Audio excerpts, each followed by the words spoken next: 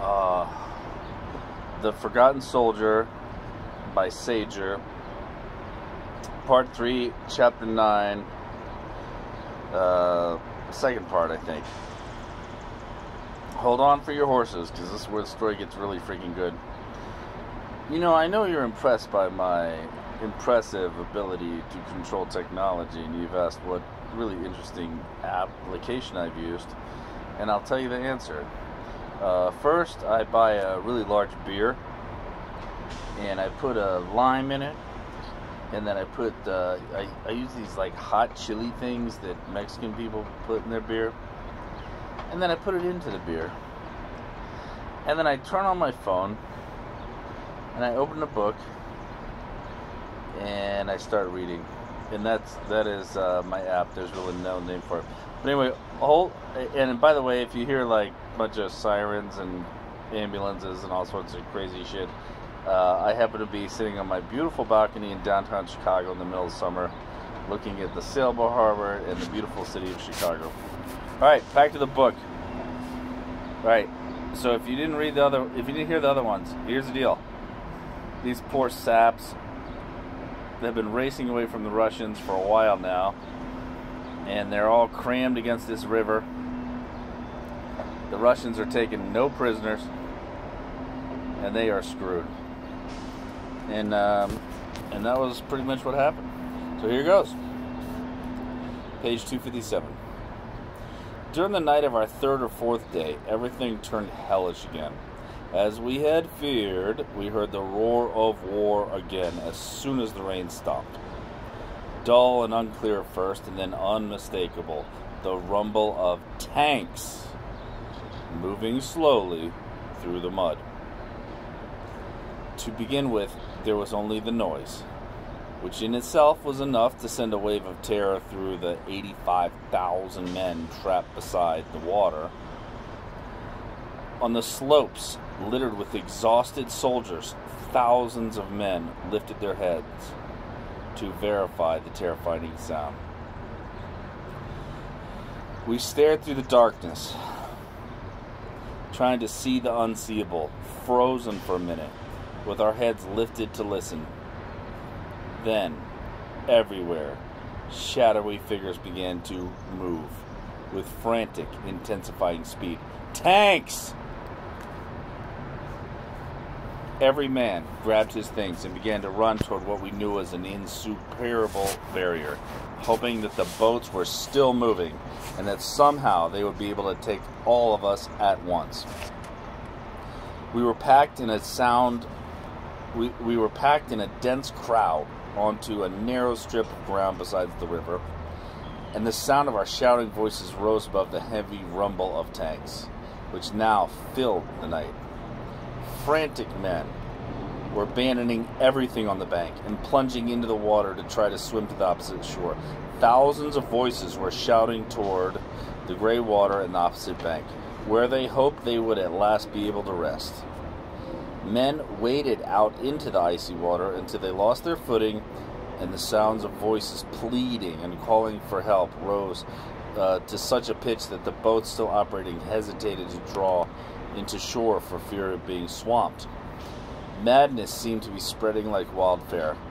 Only unconscious with exhaustion, I sat through about 20 minutes of panic with 5 or 6 other soldiers, collapsed onto a heap of packs which had been abandoned in the wet grass, letting the howling mob and the rush of events pass us by. Here or there we could see other small groups like ours, moving only when the frantic stampede swept them along. The officers, who had managed to keep some self-control, organized a few more or less conscious men and ran to meet the mob, trying to stop them like shepherds trying to control a herd of crazed sheep.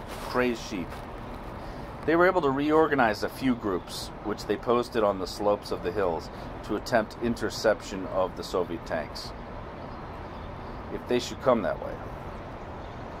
Our dense crowd of men stretched down the riverbank as thinly as possible to offer fewer opportunities for mass destruction.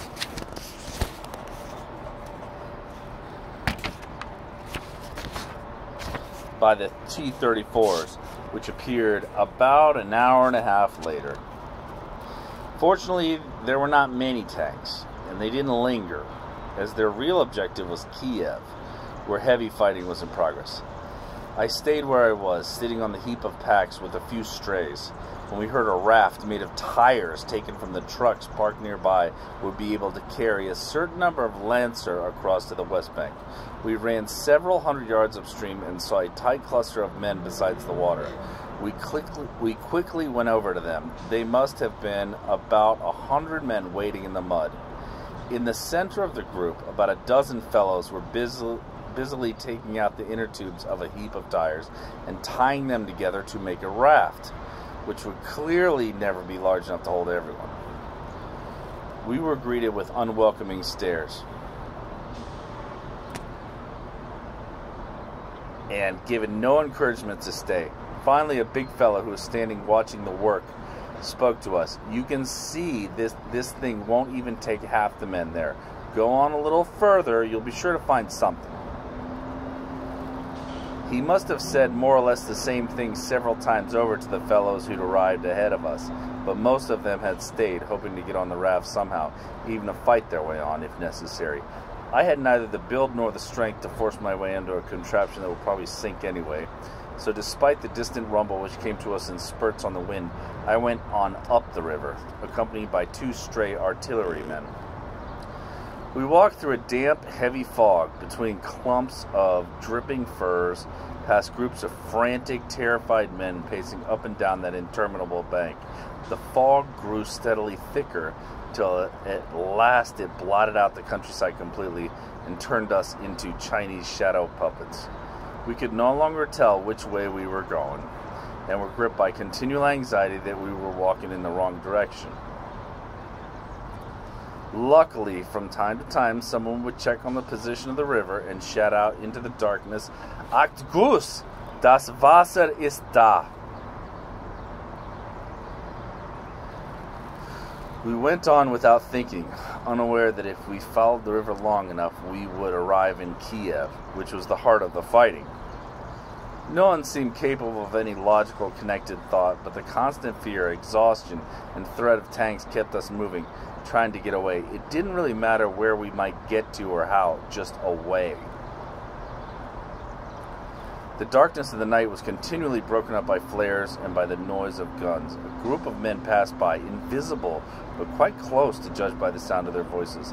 "Achtung! Ivans! Achtung! Ivans!" I looked imploringly at the man from the artillery, who had been stumbling along beside me for more than half an hour, but received nothing except the fixed stare of a hunted animal. We no longer understood anything. We had thought the Russians were on our right, besides the hill, but the firing was coming from the riverbank, which was on our left. Expecting the Russians to begin shooting at us at any minute, we began to run, to look for some hole or hollow where we could hide. Once we had flattened ourselves down into what seemed like a shallow frog pond, we tried to grasp the facts of our situation. A non-com in our group thought the Popovs must be patrolling in boats, knocking off Germans wherever they could. To judge by the lights of the explosions, which were sometimes hundreds of yards apart, there must have been several boats. The darkness which hid our trapped men rang with the sounds of our frantic disorder. Shells were coming from the west and landing somewhere to the east of us beyond the hills.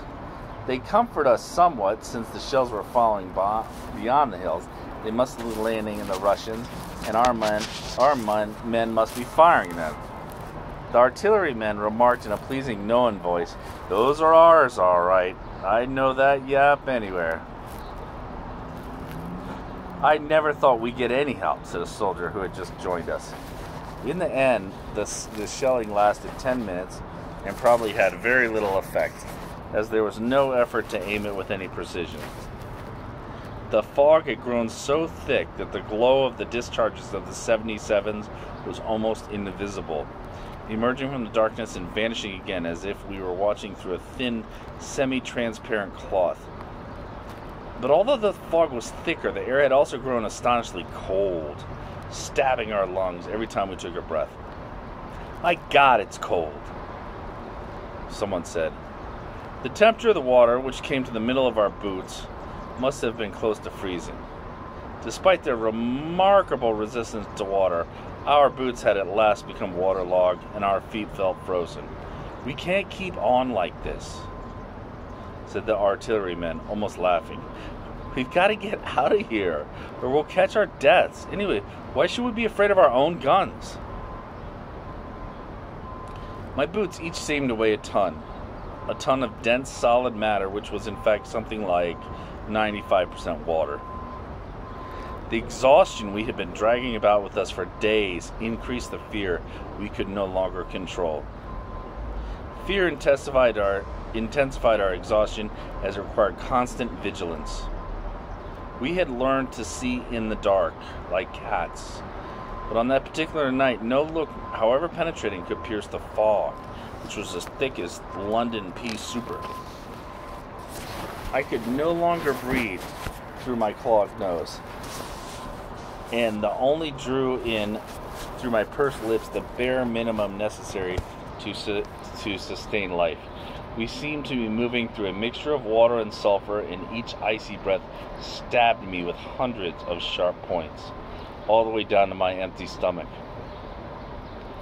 I remember the veteran's advice, but couldn't think of anything convincingly warm or dry, so I began deliberately to recollect pleasant things that had happened to me, that I might have experienced a long time ago. But this proved almost impossibly difficult. My mind filled only with